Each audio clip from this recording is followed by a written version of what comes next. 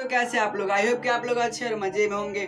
पढ़ने वाले हैं क्लास 9th के बायोलॉजी का टॉपिक, इसका नाम है the fundamental unit of life. यानी कि हम लोग क्या पढ़ने वाले थे, सेल के बारे में हम लोग पढ़ रहे थे, जिसमें कि हम लोगों ने इसके बारे में बहुत सारी चीज़ों के बारे में इसके में पढ़ लिया था। जिसमें कि हम लोगों ने पिछले पार्ट में राइबोसोम के बारे में, एंडोप्लाज्मिक रेटिकुलम के बारे में और गोल्गी apparatus के बारे में हम लोगों ने पढ़ लिए थे। और हम लोग इस वीडियो में पढ़ेंगे लाइसोसोम के बारे में कि लाइसोसोम क्या होता है। उसके बाद हम लोग पढ़ेंगे क्या लाइसोसोम के बारे में, इसके क्या क्या काम होता है, इसको हम लोग सुसाइडल वैक्यूल बोलते हैं। इन सब के बारे में हम लोग डिटेल में यहाँ इस वीडियो में पढ़ेंगे। उसके बाद हम लोग पढ़ेंगे वैक्यूल के बारे में कि वैक्यूल क्या होता है, वो प्लांट सेल में होता है या फिर नहीं होता है, एनिमल सेल में होता है या फिर नहीं होता है। इन सब के बारे में, यानी इन दोनों के बारे में हम लोग डिटेल में पढ़ेंगे इस वीडियो में, लाइसोसोम के बारे में और वैक्यूल के बारे में। सबसे पहले समझते हैं लाइसोसोम क्या होता है, उसका क्या काम होता है और बनता कैसे है वो, और उसका क्या क्या रोल होता है एक सेल के अंदर में, उसका क्या क्या, उसको क्यों जरूरी है सेल के अंदर लाइसोसोम। तो अब हम लोग आ जाता है लाइसोसोम। तो लाइसोसोम क्या होता है, it is filled with digestive enzyme which dispose the waste. यानी कि जितना भी सेल के अंदर जितना भी सेलुलर एक्टिविटी होता है उसमें क्या होता है, वेस्ट भी प्रोड्यूस होता है। उसमें क्या होता है, वेस्ट भी प्रोड्यूस होता है। जो वेस्ट होता है उसको क्या करता है, ये डाइजेस्ट करता है। यानी कि इसके पास एंजाइम यानी कि केमिकल होता है जो कि क्या करता है, वो उसके ऊपर वेस्ट के ऊपर डाल देता है और वो क्या होता है, डाइजेस्ट हो जाता है या फिर बोलो तो डिस्पोज हो जाता है। उसके बाद क्या है, इट डाइजेस्ट फॉरेन मटेरियल, यानी कि फॉरेन मटेरियल यानी कि क्या, बाहरी सामान को क्या करता है, डाइजेस्ट कर लेता है। ऐसा नहीं है कि जो बाहरी सामान काम का होगा उसको भी डाइजेस्ट कर देगा, जो काम का नहीं रहता है या फिर बोले तो जो बिना मतलब का बिना किसी काम का अगर सेल के अंदर आ जाता है तो उसको क्या करता है, ये डाइजेस्ट कर लेता है। उसके बाद इसको हम लोग बोलते हैं suicide bag, suicide bag of cell. ऐसा क्यों बोलते हैं, ऐसा इसलिए बोलते हैं क्योंकि किसी टाइम क्या होता है, जब किसी सेल के अंदर मान लेते क्या होगा, कोई एक्सटर्नल डिस्टर्बेंस, यानी कि इसके अंदर क्या होगा, कोई डिस्टर्बेंस आ जाएगा। क्या आ जाएगा, सेलुलर डिस्टर्बेंस, सेलुलर डिस्टर्बेंस आ जाएगा। तो यहाँ पर क्या हो जाएगा, ये एंजाइम क्या होगा, प्रोड्यूस करेगा, ये एंजाइम प्रोड्यूस करेगा।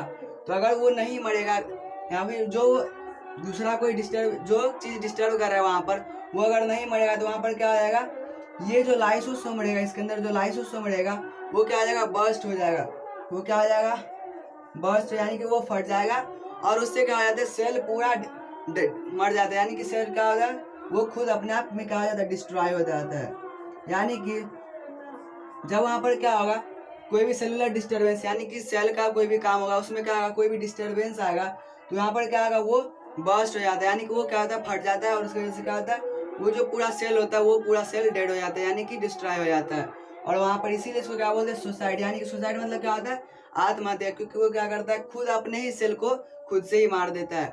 ऐसा क्यों करता है, क्योंकि वहाँ पर इसमें उसका कोई गलती नहीं रहता है, लेकिन वहाँ पर सेलुलर डिस्टर्बेंस यानी कि सेल के अंदर अगर कोई भी डिस्टर्बेंस होगा, कोई भी यानी कि जो बाहरी काम यानी कि ऐसा काम जो कि सेल के लिए सही नहीं है, उन सब काम में क्या होगा, फिर वहाँ पर लाइसोसोम बर्स्ट हो जाएगा और वहाँ पर सेल तो वहाँ पर डेड हो जाएगा, लेकिन बगल वाले सेल को या फिर दूसरे सेल को वो क्या करेगा, बचा देगा। तो ये सब काम क्या था, किसका, लाइसोसोम का।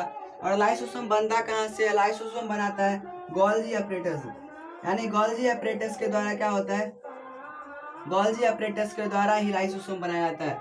जो कि हम लोगों ने पिछले पार्ट में गोल्गी apparatus का जो फंक्शन था उसमें हम लोगों ने पढ़ा था कि ये क्या करता है, ये लाइसोसोम का फॉर्मेशन करता है। तो ये सब क्या था, हम लोग का कुछ लाइसोसोम के बारे में था। अब हम लोग समझते हैं वैक्यूल के बारे में। आई होप तो समझ आ गया होगा।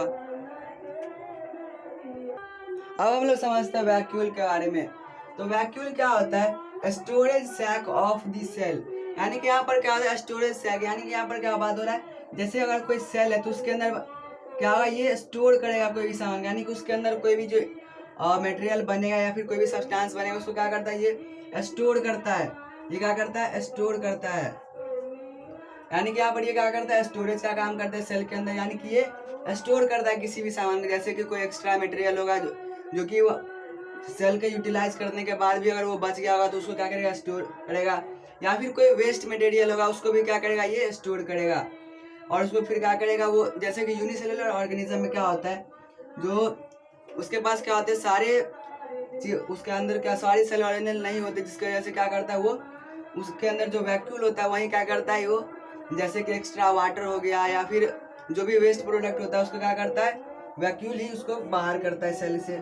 उसके बाद क्या है, in plant cell it occupy 50 to 90% space, यानी क्या करता है 50 to 90%, यानी कि प्लांट सेल जो होता है उसके अंदर क्या करता है ये 50 to 90% है, यानी कि लगभग 90% स्पेस कौन कवर कर लेता है, ये वैक्यूल कर लेता है कवर। क्यों कर लेता है, क्योंकि जो प्लांट सेल होता है उसके अंदर क्या चाहिए, स्टोरेज के लिए ज़्यादा जगह चाहिए, वहाँ पर एक्स्ट्रा वाटर हो जाएगा, उसके लिए भी स्टोरेज चाहिए। तो इस सब के लिए क्या होता है, इसमें एक ही होता है, क्या होता है प्लांट सेल में सिर्फ एक वैक्यूल होगा, लेकिन क्या होगा वो बहुत ज़्यादा बड़ा होगा। लेकिन एनिमल सेल के अंदर क्या होगा, वो बहुत सारा वैक्यूल होगा, बहुत सारा क्या होगा वैक्यूल होगा, छोटे साइज का होगा, ना कि वो बड़े साइज का। वो बड़ा साइज का नहीं होगा लेकिन छोटा साइज का बहुत सारा होगा। लेकिन प्लांट सेल में एक ही होगा लेकिन वो क्या होगा, बड़ा साइज का होगा। उसके बाद क्या है, help to maintain the shape of cell, और ये क्या करता है, जैसे कि यहाँ पर जो सेल रहेगा उसके अंदर जो वैक्यूल है यहाँ पर क्या करेगा, वो वैक्यूल थे वो कॉन्ट्रैक्ट हो नहीं सकता है, तो यहाँ पर क्या होगा, उसका जो शेप होगा सेल का उसको क्या करेगा, वो मेंटेन करने में मदद करेगा। नहीं तो शेप क्या हो जाएगा, वो क्या हो जाएगा कॉन्ट्रैक्ट, यानी कि वो सिकुड़ जाएगा, सेल क्या आ जाएगा, सिकुड़ जाएगा, जिससे कौन बचाता है, वैक्यूल बचाता है, क्योंकि उसको शेप को भी मेंटेन रखता है।